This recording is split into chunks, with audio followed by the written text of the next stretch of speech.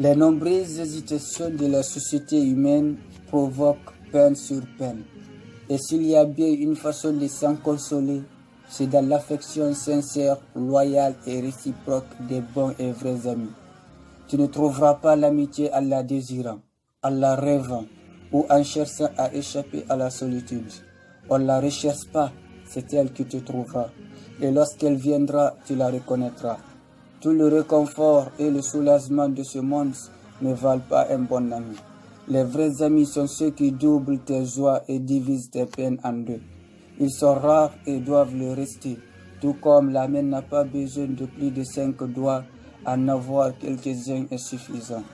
Si tu en as un, tu enzies. Si tu en as trop, méfie-toi et fais le tri.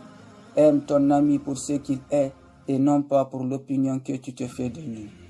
Garde celui qui ne te jalouse pas pour ce que tu as et qui te donne lorsque tu n'as pas. C'est dans l'adversité se révèrent les vrais amis. Donc éprouve-les que le temps met du temps. Plus l'ami est ancien et a traversé tes épreuves, meilleur il est. C'est à lui que tu peux te confier. Ton meilleur ami est celui qui veut le plus sincèrement ton bien tout en étant désintéressé de ton gain. Celui que tu peux consulter. Et ne fais pas l'erreur de demander ton besoin à celui qui ne veut pas sa réussite. Voilà pourquoi Allah nous invite à se réfugier auprès de lui, min sharri hasidin idha hasad, contre le mal de l'envie quand il envie.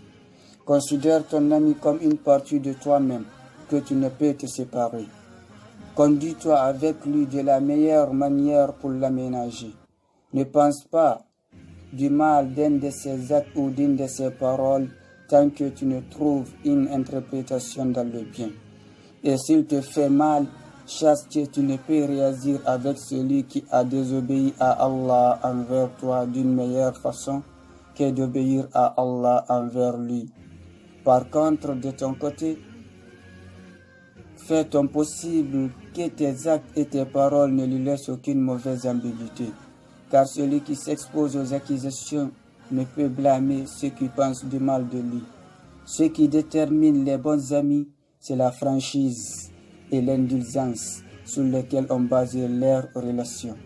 Ils peuvent tous se dire des conseils, des critiques, ils ont beau s'emporter vite et se disputer fort, ils arrivent toujours à apaiser les tensions rapidement qu'ils ont surgi.